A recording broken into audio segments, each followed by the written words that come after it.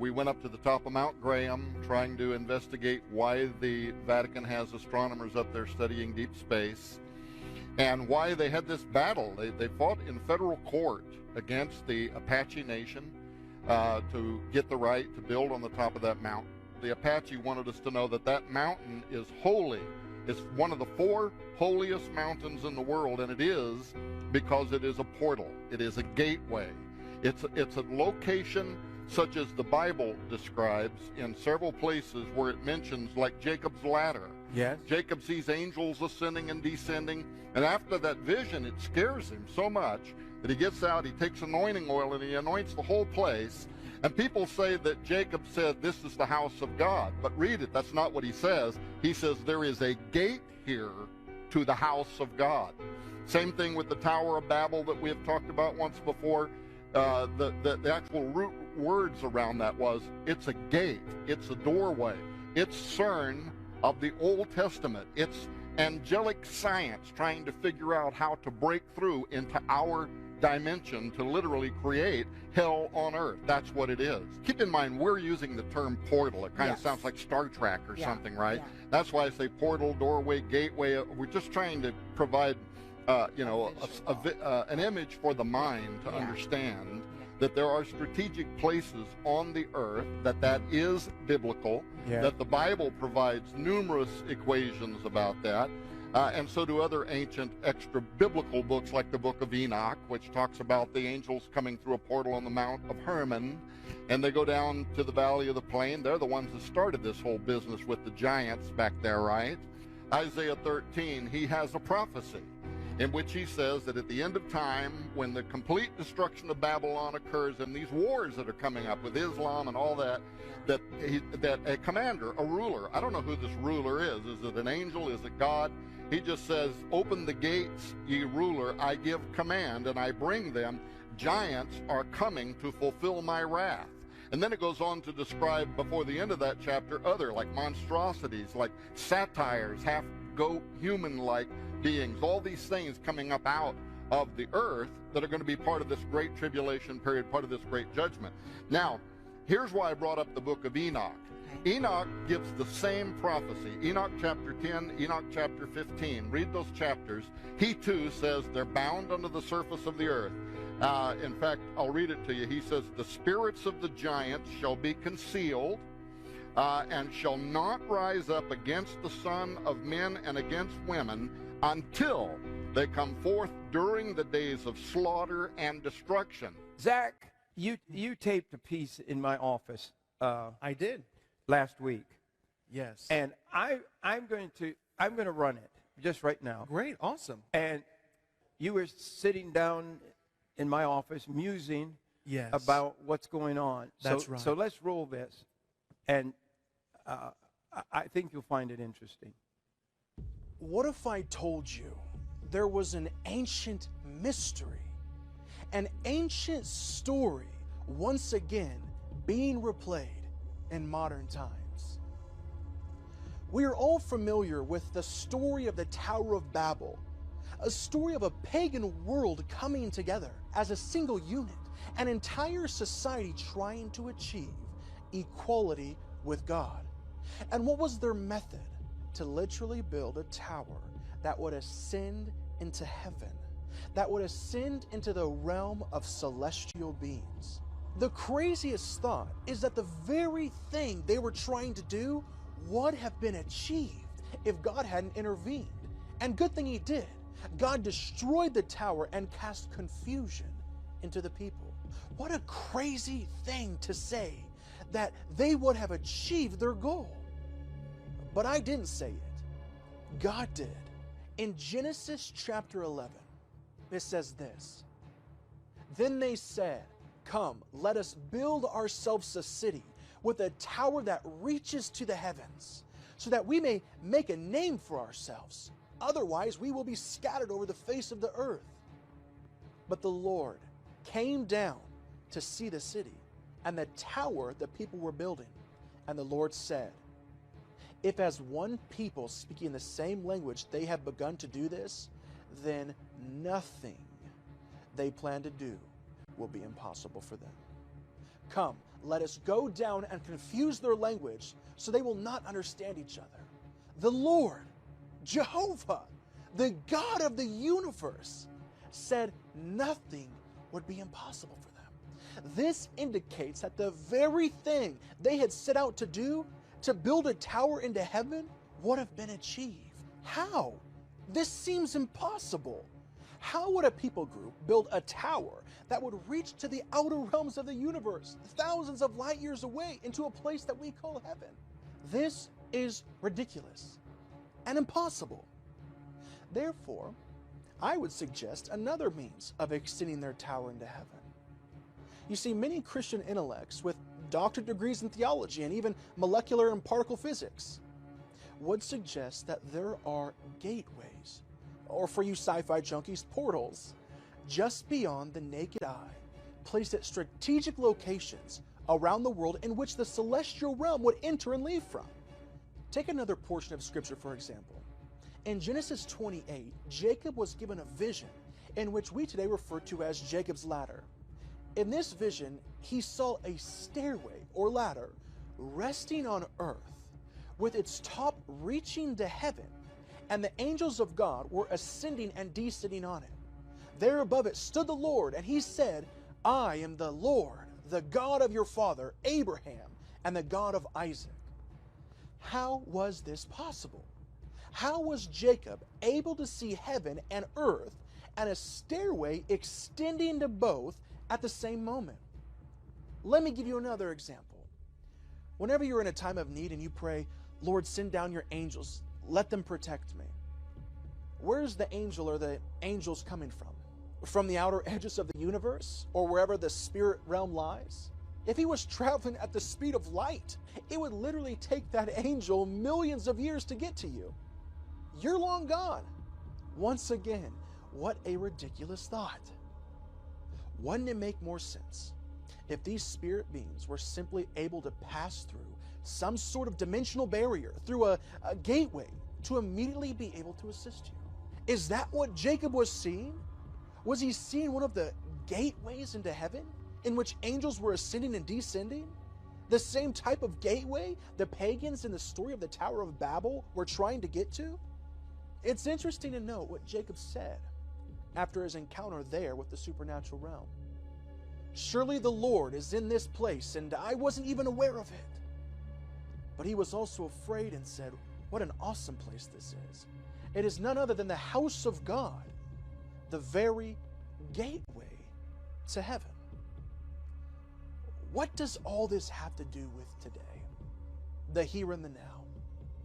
Someone once said, history has a funny way of repeating itself. Another man once said, the one thing we can learn from history is that we don't learn from history.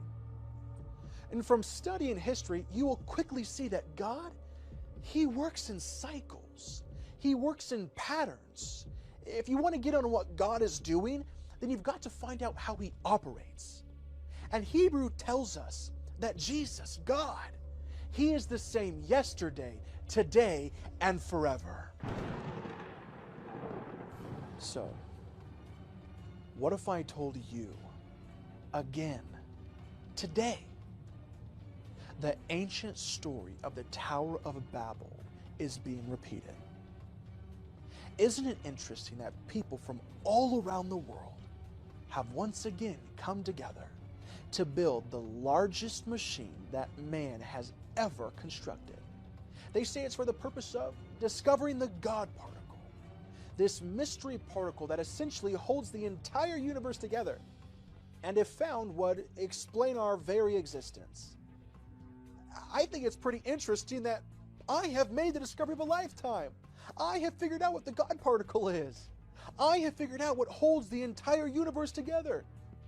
And it talks about it in Colossians chapter 1, verse 17. He, Jesus, is before all things, and in him all things hold together. This insane machine, it's called CERN, the Large Hadron Collider. The Tower of Babel, the whole world came together to work on it. Over 100 nationalities have come together to work at CERN, the Large Hadron Collider. Thousands upon thousands of people, even mortal enemies of each other. Physicists from India and Pakistan are working together, from Russia and Georgia working together. Even physicists from Iran and Israel are working together.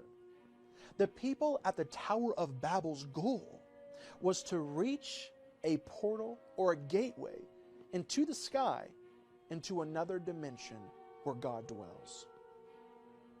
Sergio Bertolucci, director for research and scientific computing at CERN, said this: the Large Hadron Collider could open a doorway to an extra dimension, and out of this door might come something, or we might send something through it. The new tower, the largest machine that man has ever created, is again trying to reach into other dimensions. Aurélien Barraud, a French particle physicist at CERN, said this: the idea of multiple universes is more than a fantastic invention and deserves to be taken seriously. The Daily Mail recently had an article that read, will the Large Hadron Collider find a parallel universe? Well, we already know that this world is but a shadow of a larger reality. The article continues by saying, Particle Smasher could become a gateway to alternate realities, say scientists. There's that word, gateway, once again. Is all this a mere coincidence? Are the startling parallels between these two stories just a matter of chance? Or are the powers of the demonic realm actively at work right now? And if this is more than just a coincidence, and history does decide to repeat itself, let's not forget how it ended for the people at the Tower of Babel, who were also trying to play God. Judgment came. Judgment came from the true and living God, the just and good God, the God that holds all things together, the God of the Bible. Judgment came and cast confusion into the people of all the earth. But what do I know? I challenge you to be like the Bereans that are spoken about in the Bible in the book of Acts chapter 17. For they received the message with great eagerness and examined the scriptures every day to see if what Paul said was true. And as a result, many of them believed. In your book, you suggest, and we just saw on the screen where Zach talked about the Tower of Babel. Mm-hmm. You know, I said earlier that I feel like if we could go to heaven by walking up ladders and building buildings and all, you know, if you think about it, that story would be almost an impossible fairy tale that man could build. Yeah. But when you teach it and you say you believe the Tower of Babel, that these people were looking for a portal. I shouldn't use portal, all things, something about spaceships or space travel. A gate, an entrance, right. a way to heaven, a way to the world of God. Right. Is that right? Do you really believe that? Yeah, well, it takes only a literal interpretation of what they said. When they talked about building a tower, Zach, by the way, that was a fabulous production just then. I love it. But get the book. What did they say? They said, we'll build a tower whose top will reach into, and the Hebrew word there is shamayim, the dwelling place of God, the dwelling place of the watcher angels. Now, that's a big boast to make, except that it's God who looks down and says they will accomplish what they have imagined to do.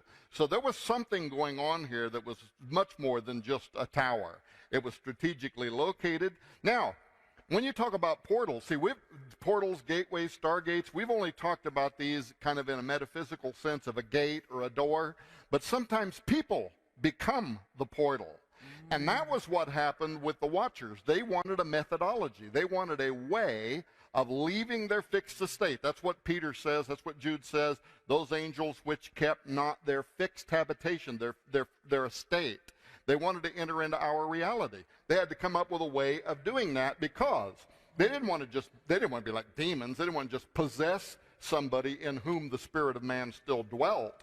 They wanted incarnation. This was an affront to God, and they figured out how to do it. Now, these angels couldn't speak into existence like God can, but they participated in creation. They knew at least as much about genetics as our scientists do today. And what does all of the ancient records say? They came down, they took the genetics of women, the genetics of animals, and they created a unique biological entity into which a man's spirit wouldn't be because it wasn't a man. The character of an animal wouldn't go into it because it wasn't a cow.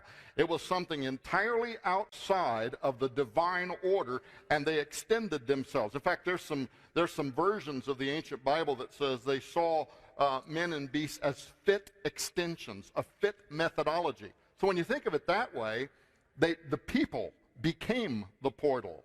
The Nephilim became the gateway, the doorway for them to enter into our three-dimensional reality.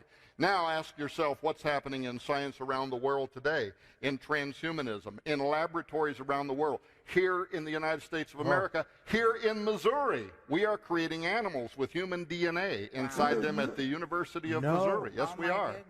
Humanized pigs for xenotransplantation experiments.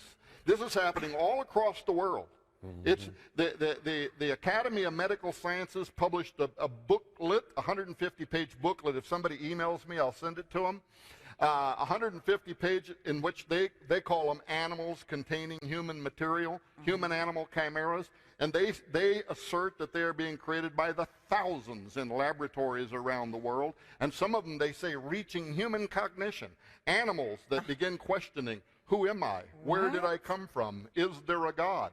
And they even allege that they've created humans, that have the ability to crossbreed with natural humans. If this isn't the days of Noah, if this isn't a repeat of the sin of the watchers, I don't know what is. But once again, you said, you opened the show yesterday saying, how many churches would know if I said, what about CERN? What do you know about CERN, right? How many people know that in thousands of laboratories around the world, we are creating human-animal chimeras? They're supposed to be destroyed at the embryonic level, but research out of Great Britain from their equivalent of the FDA says they're not all being destroyed. There's literal islands of Dr. Moreau. These would be like a new form of Nephilim. What is it that's in them? If they're not animal, if they're not human, what is it that's in them? What is the spirit? Now, that's the origination to the Tower of Babel. Because, go back, Genesis 10, Nimrod began to be a giant. Nimrod began going through a transformation. In fact, the Hebrew there is halal, which means something profane started happening in his genetics. He started changing, like some kind of weird virus or something going through him, right? And then, if he becomes the offspring of the Nephilim, perhaps he took on angelic properties. Like fallen angels, he could see where to go. Now he knew where the entry point to Shamayim was, so he went specifically there to build a tower with angelic technology so he could travel into the presence of God.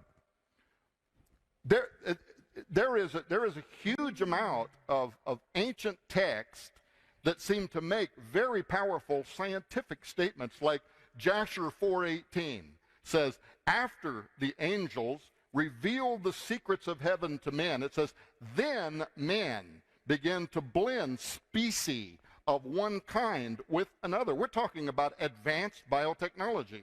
And so I think personally that all of these ancient records from Egypt to Samaria, where you see these half human, half animal, I think that's a mute testimony of something that happened in the world at one time, and it basically was put up like a record. The sons of God came down to earth. Is this what you're talking about? Yeah.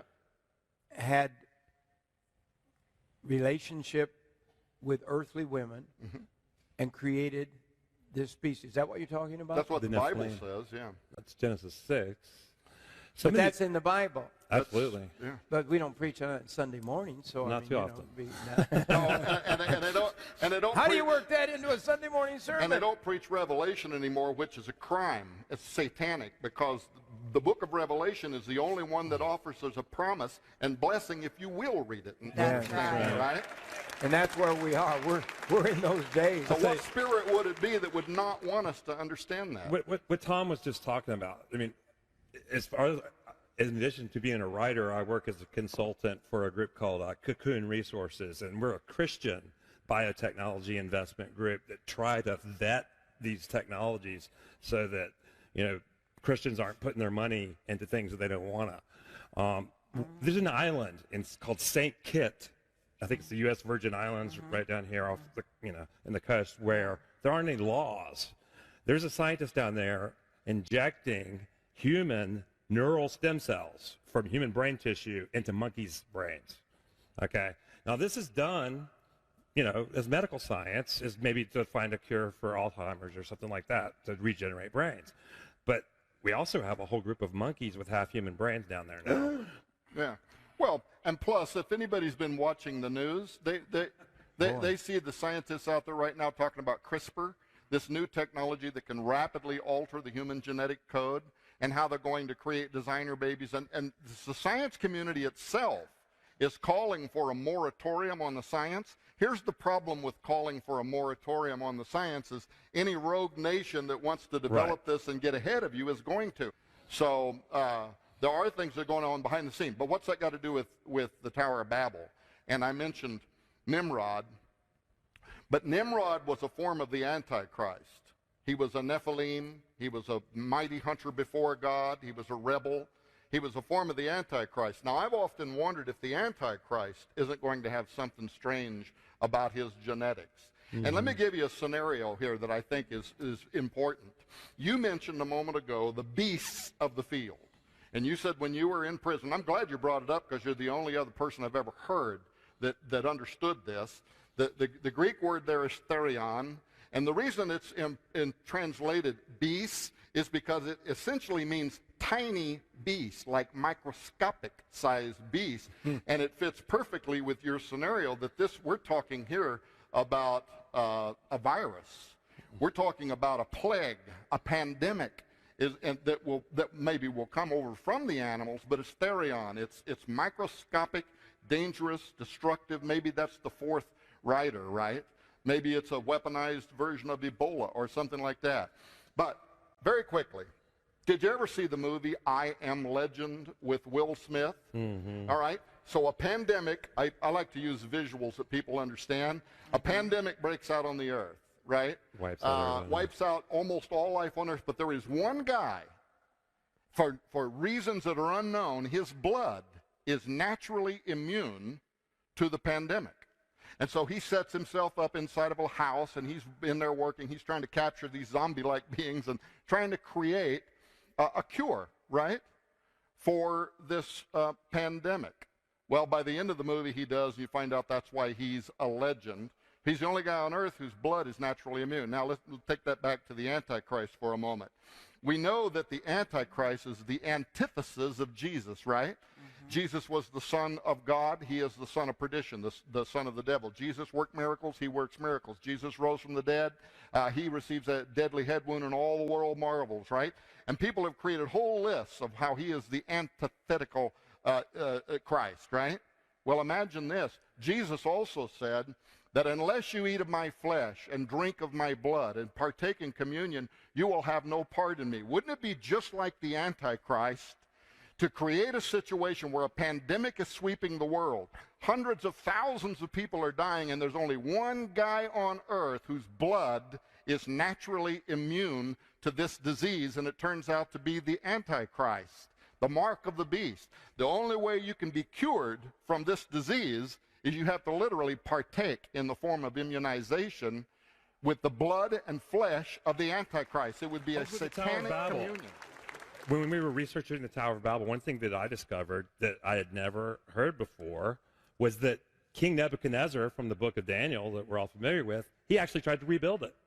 And then we have a stele, which is just a big piece of stone where they carved. There's a picture of it, a translation in our book, where Nebuchadnezzar talks about his efforts to rebuild the Tower of Babel. Now, something happened that stopped him. And if you remember, God made him go crazy for quite a while. I think he was about to get it done again, just like Nimrod. And it's even more interesting.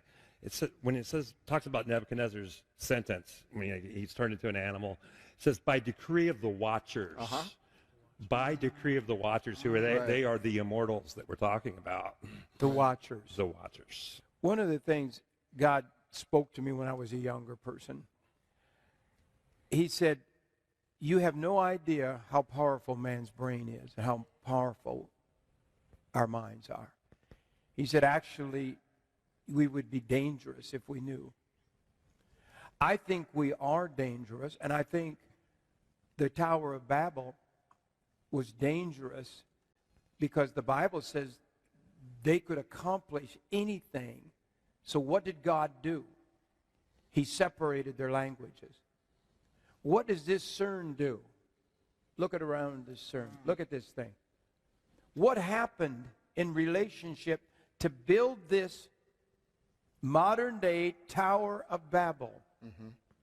What did they have to do to bring the world together?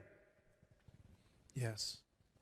What did they invent? They had to create the World Wide Web. So they could all talk to each other the same language, probably even translate into other languages automatically, because that's what the machinery does nowadays. Do you see this? I'm spellbound by what I've seen and what I've heard. And here man is trying to go to another level. They've actually said that, guys. Isn't that right? That they want to reach another dimension. If you don't think God is going to do something soon, you're mistaken. God has to. We've killed 55 million of our babies in the United States of America. We have pornography as a mainstay of life. Even mainstream television is literally what would have been X-rated 10, 20 years ago. And all this creation is still aimed at trying to create what God has done to bring us to another level. If CERN was to actually open up the gateway, what would it mean for us? Who can answer that? Well, they can't even answer that. Well, then you could. I'll let him talk, but it might not be good. Bertolucci has said something could come through from that dimension into our dimension. Exorcists will tell you that demons go where they are invited. And even if you're talking about like aliens or whatever, some of the brightest minds in the world are saying it might not be smart to be sending signals out into space saying, we're here, come have us for lunch, right? Right. One of the most difficult things I've tried to interpret that I don't think I have a handle on, and I've studied and studied and studied the Bible. But when the Bible talks about these creatures, I'll call them creatures, these beings that come up from the earth, they come out of pits. Do you preach on that in your church? Pastors, any pastors here? On Sunday morning? You don't preach on oh, you do. Ooh, you're an amazing preacher. But beings, these creatures coming out, this judgment, this hell. Is this what we're talking about? They have to be living in another. They're able to go into a hell. Many think hell is in the center of the earth because there's fire there. But they'd have to be supernatural to live. They'd have to have a supernatural body, just like Christ had a supernatural body, could walk through walls. But they would have to have a supernatural body to live eternally in the pit of hell.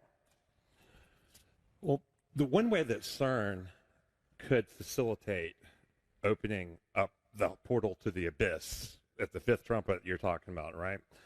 We've been talking about things like wormholes. These are like ways that you travel long distances through space. The idea of a wormhole is, say, you have somewhere here and a location here. And they're so far apart, you could never get there. But a wormhole is the way you actually fold space-time, and then you're there. It's just like that. It folds it, okay? So that's how that works. Now, what does this have to do with this particle accelerator? You know, they're little teeny particles, right? Well, the only way they could conceive of making a wormhole that we could actually go through and travel is you'd have Why to do they start. call it a wormhole? I'm sure everybody's out there saying, Why what do are they you call guys it that? talking about? I think No, but they're saying, what are you talking about? It's a way of traveling from point A to point B by folding space-time. Through time. Folding through space-time. Eternity through Right. space and time. Instead of traversing the distance, you actually just fold reality itself. Is what it Well, comes down to. and the term worm comes from thinking of an apple. And if you had to travel around the surface of the apple, you have to go from here up and around over here, but the worm goes right through the middle. Yeah. So the wormhole gets you from point A to point B faster. Yeah. Okay, and it also could open a portal to hell, perhaps, or something like that. Okay, but they can't conceive of a way you could make one big enough for humans to go through, or a spaceship, or anything like that, natural, by an artificial means. How could you manufacture such a thing? But the only way that they thought of is you have to start with something really small, and they could make one in something like this, and then expand it. So really, this technology, CERN, is one way of creating an artificial wormhole. It's the beginning of that process. Is that like a black hole? A black hole would be the entrance, and on the other side would be called a white hole.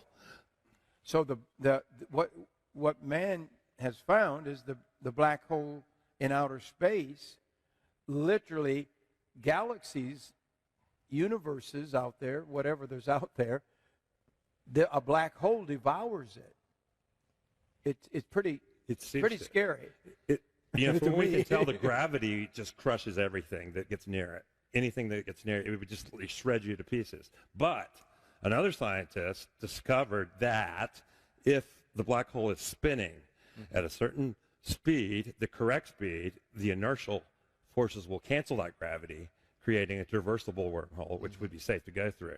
There's a new film out now called Interstellar, where they actually travel through such a wormhole. And the way you would make one of those, you would start with something really small and grow it. Mm-hmm. You'd start it there, then it would grow. Some of the early scientists that are still probably afraid of this machine are afraid that you might start something that you then can't put the genie back in the bottle, and it could literally consume the earth.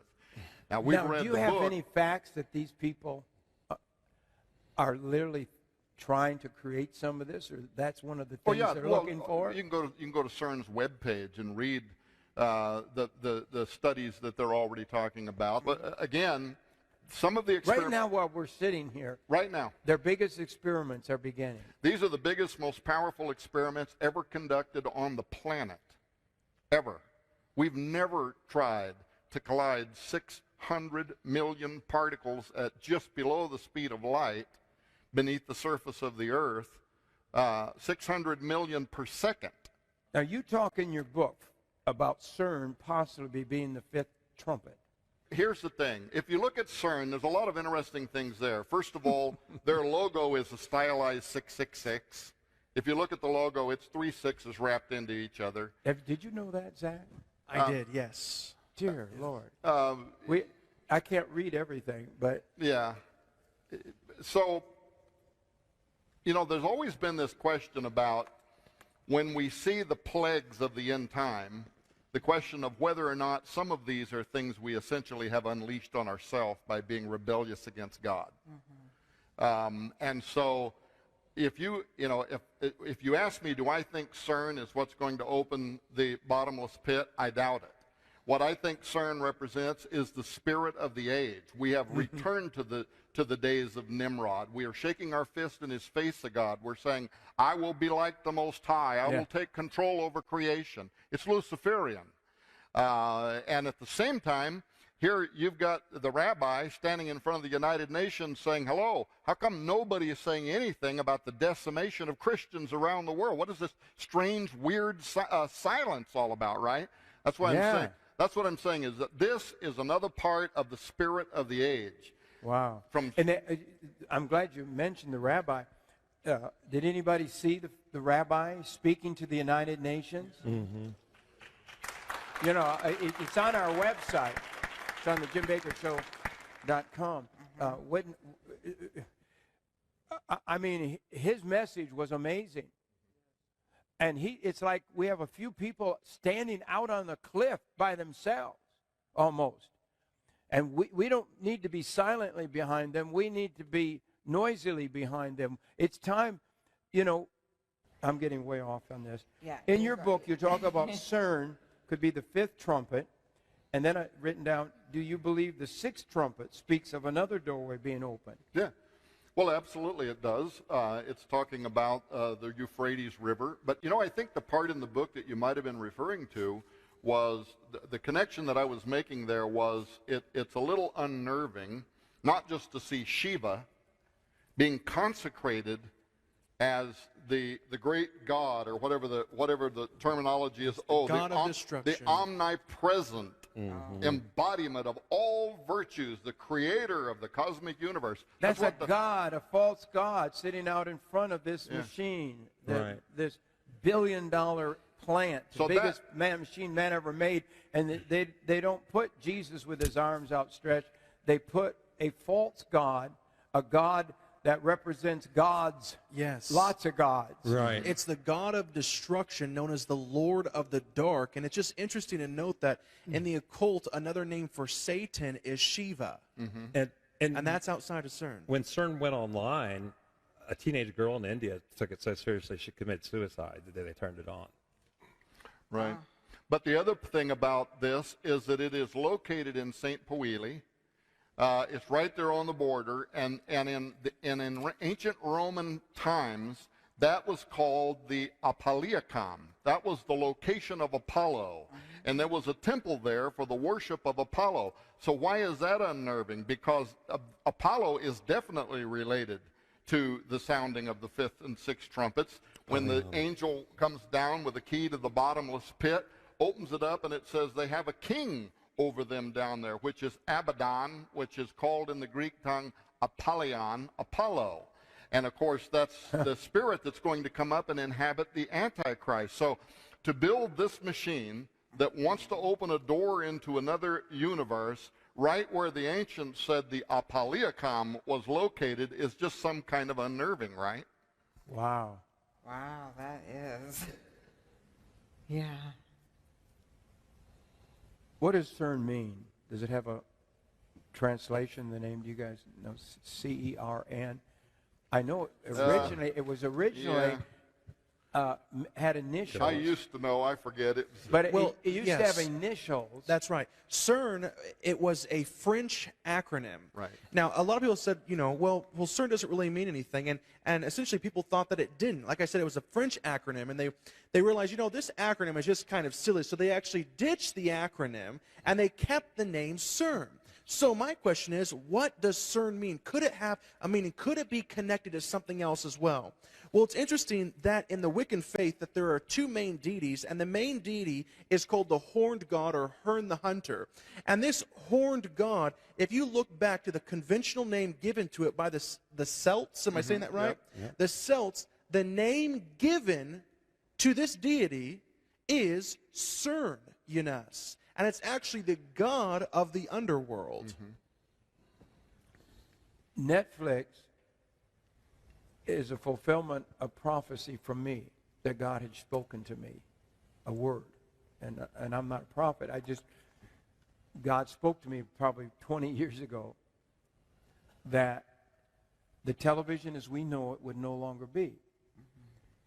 I had the privilege of helping pioneer Christian television with Pat Robertson. We started in a little building like a manger. I mean, it was a little rundown building in Portsmouth, Virginia. And we started this building. And we didn't know anything about television. Pat didn't own a television. Pat had never owned a television up until then, he said. And so God calls us guys together. Somehow we get together, and we're building the first Christian TV station in the world. And now God speaks to me a few years back that television as we know it is not going to be anymore. And that it is going to be a whole different delivery system in television sets as they're made in TV stations. TV stations probably won't, I better be careful that I'm saying this because I'm on this media. But don't believe me. Just look up what the people that know the science of broadcasting. It's antiquated already. It's through. We have more technology here than went to the moon originally. Right here in this thing. You all understand what's happening today. It's amazing. Netflix. How many have Netflix? We have Netflix at our house. Today, Netflix is the #1 network probably in America that I know of. About 70 million homes, bigger than all the bigger than DirecTV, bigger than Dish Network, but bigger and also than HBO.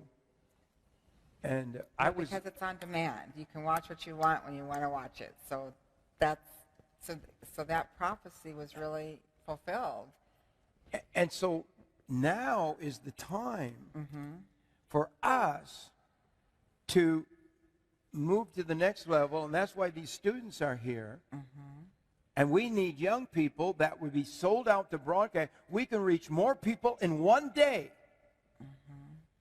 than you kids can reach the rest of your life using the old-fashioned methods. And we're going to have to do a quick work according to the scriptures in the last days. We have to take the media. We can't keep letting the world have all the media, have all the technology. Right. And so it is time, and all of it has changed, and it's time for us to do what we can to use the good technology, to use the technology for good, and to deliver the good news of the gospel of Jesus. If you haven't ordered The Path of the Immortals, this is our last day to offer it.